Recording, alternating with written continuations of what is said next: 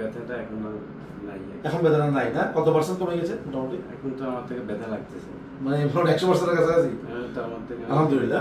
আমরা হাতের ব্যথা। কোথায় ব্যথা? এই যে কবজিতে ব্যথা। আচ্ছা। হাত উঠাতে পারি না। আচ্ছা। শুতে পারি না, রাত্রে অনেক ব্যথা করে। আচ্ছা। অনেক খুব কষ্ট পাইতেছি এটা নিয়ে আজকে অনেক। আচ্ছা। আপনার ডায়াবেটিস আছে? জি, ডায়াবেটিস আছে। আচ্ছা, ঠিক আছে।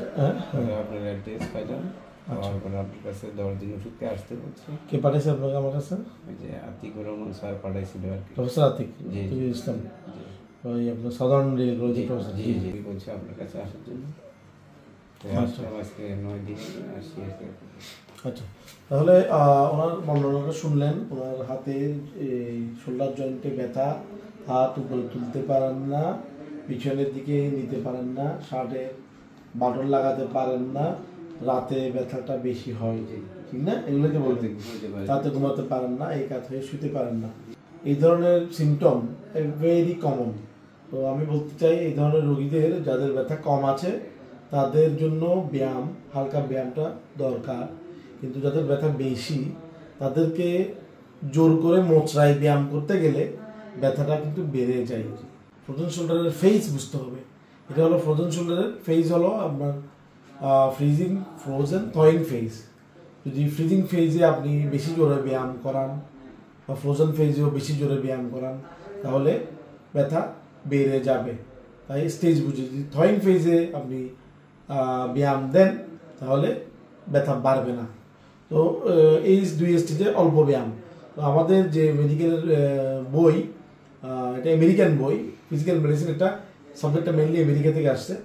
আমেরিকান বইতে ওরা বলেছে অ্যাজ আর্লি অ্যাজ পসিবল যদি আপনি ডিস্টেনশন করতে পারেন জয়েন্টে ফ্লুইড দিয়ে, যেটা আমরা আলট্রাসোনোগ্রাফি গাইডেড করবো, তাহলে এটা জেকে বসবে না। রোগটা দীর্ঘমেয়াদী জেকে বসলে এই রোগটা অনেক কষ্টদায়ক। রোগী যারা কষ্ট পাচ্ছেন তারা জানেন যে ফ্রোজেন শোল্ডারের পেইনটা কত কষ্টদায়ক, তাহলে তারা বাধ্য হয়ে আমার কাছে এটা করতে আসেন না। আলটিমেটলি ডিস্টেনশনটা করলে তার ব্যথাটা 50%-এর মতো কমে আসে। তো আমরা যেটা করি এতে সিম্পল ইনজেকশন না, বারবার বলছি, প্লেন ইনজেকশন না। আমরা জয়েন্টটা যে টাইট হয়ে গেছে, টাইট জয়েন্টের ভিতরে একদম জয়েন্টে ঢুকবো আলট্রাসোনোগ্রাফির গাইডেন্সে, ঢুকে সেখানে ফ্লুইড ঢুকিয়ে এটাকে আমরা এক্সপান্ড করে দেবো বেলুনের মতো করে, তাহলে তার ব্যথাটা দেখি কমে আসবে কিছুটা। তো ফ্রোজেন শোল্ডারের কারণের মধ্যে যেগুলো আছে, আমরা সবচেয়ে কমন কারণ সেটা হলো ডায়াবেটিস। সেটা কন্ট্রোল থাক বা না থাক হয়ে যাচ্ছে কিন্তু, হ্যাঁ। তো যাদের আনকন্ট্রোল তাদের একটু বেশি হচ্ছে, যাদের দীর্ঘদিন ডায়াবেটিস তাদের হয়ে যাচ্ছে। দ্বিতীয় কারণ হলো যাদের হরমোনের সমস্যা আছে, হাইপোথাইরয়েড, যারা থাইরক্স ওষুধ খাচ্ছেন তাদের হতে পারে। তৃতীয় হলো আপনার কোনো আঘাতজনিত কারণে হতে পারে, কখনো কোনো জোরে কিছু টান দিয়েছিলেন, পড়ে গিয়েছিলেন বা আঘাত পেয়েছেন, সেখান থেকেও হতে পারে।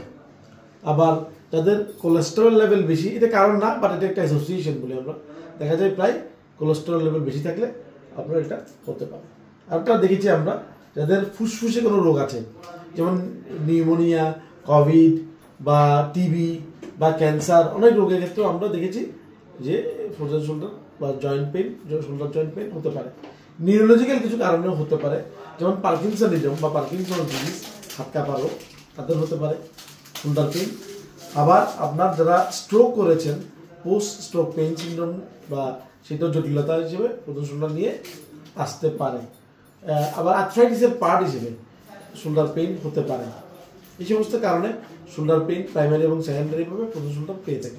আবার অনেকের ক্ষেত্রে দেখা যায় যে টেন্ডন ইনজুরি হয়ে গেছে, টেন্ডন চিরে পরে ফ্রিকশন হইতে হইতে বাত হয়ে ফ্রোজেন শোল্ডার হয়ে গেছে, কিন্তু আমরা এটাকে ফ্রোজেন শোল্ডার হিসেবে চালিয়ে দিচ্ছি, আসলে পিছনে তার টেন্ডন ইনজুরি ছিল। তাই আলট্রাসোনোগ্রাফি আমাদেরকে হেল্প করে সঠিক কারণটা বের করতে।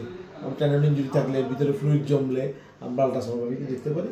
এখন আমরা ওনার ডক্টর প্রফেসর আতিক সাধারণ মেডিকেলের উনি পাঠিয়েছেন, যেহেতু উনি ভালো হচ্ছেন না, তো আমরা ট্রাই করবো আল্লাহ সহায় যে ওনার ব্যথাটা যেন কিছু কমে আসে, ওটার দিনে একটু আরাম পান। বা শোল্ডার জয়েন্টকে ডিস্টেন্ড করে দেওয়া, অতীতের যে পদ্ধতিগুলো সেগুলো পিছন দিক থেকে করা হয়, কিন্তু যারা অত্যন্ত আধুনিকভাবে আলট্রাসাউন্ড প্র্যাকটিস করছেন, ইন্ডিয়াতে ডক্টর মদন পান্ডিয়ান সহ আরও কিছু এক্সপার্ট আছেন আমি দেখেছি, তারা অ্যান্টেরিয়র অ্যাপ্রোচে করেন। আমিও মোটামুটি অনেকগুলো অ্যান্টেরিয়র অ্যাপ্রোচে করেছি এবং আমি এখন অ্যান্টেরিয়র অ্যাপ্রোচে কীভাবে সামনের দিক দিয়ে কীভাবে এটা জয়েন্টকে ডিস্টেন্ড করা হয় সেটা আমরা দেখাচ্ছি। সামান্য একটু লাগবে, এখন তোমার কোনো ব্যথা লাগেনি। আমরা এখন নিডেলটাকে জয়েন্ট ক্যাপসুলে ঢুকবো, দেখতে পাচ্ছেন নিডেল ঢুকোতে আমাদের ব্যথা লাগেনি, কারণ এখন কিন্তু একটু সামান্য লাগবে, যত সামান্য। আমি বলেই দিই ব্যথা ইচ্ছা লাগবে না ইনশাল্লাহ। ব্যথা পেয়েছেন সামান্য, ভয় পেন না।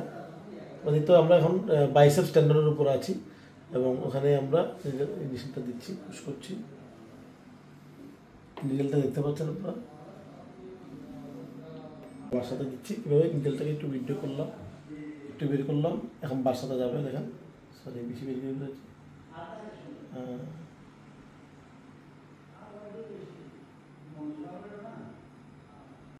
এই যে আমরা এখন আপনাকে ইঞ্জেকশনটা দিলাম, দেওয়ার সময় আপনি কোনো ব্যথা পেয়েছেন? একটু হালকা ব্যথা তো হবে, হালকা একটা মতো ভ্যাকসিনের মতো। দেওয়ার পরে আপনার পর ধরনের এখন 3-4 মিনিট বা 5 মিনিট হয়েছে, আপনার কোনো উন্নতি বুঝতে পারছেন?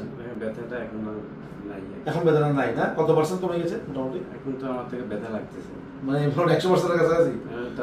আলহামদুলিল্লাহ। যাক, আমরা ক্যাপসুলের ডিসিশন করার তো উনি বলছেন যে আমরা এক্সপেকটেশন অতটুকু করি না, বাট উনি বলছেন যে প্রায় নিয়ার অ্যাবাউট 100% ব্যথা এখন নাই বলে মনে হচ্ছে। আলহামদুলিল্লাহ, আল্লাহ ভরসা, দেখা যাক।